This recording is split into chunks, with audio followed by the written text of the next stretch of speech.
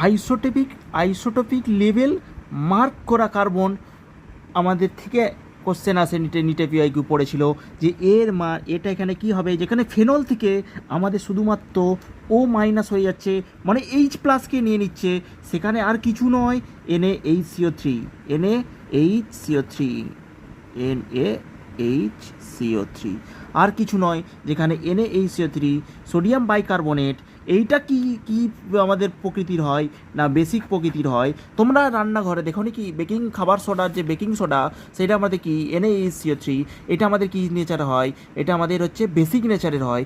Basic নেচারের জন্যই তো আমরা এখানে ও মাইনাসটা আমরা সৃষ্টি করতে পারি, এবং এখানের যে NaHCO3 যে কার্বনটা আইসোটোপিক লেভেল মার্ক করে দিয়েছি 14, সেখান থেকে CO2 এখান থেকে বেরিয়ে যায়। কোথা থেকে CO2? এখান থেকে H2CO3 পাই না, NaHCO3 এই 14 থেকে আমরা পাই H2CO3। বোঝা গেছে?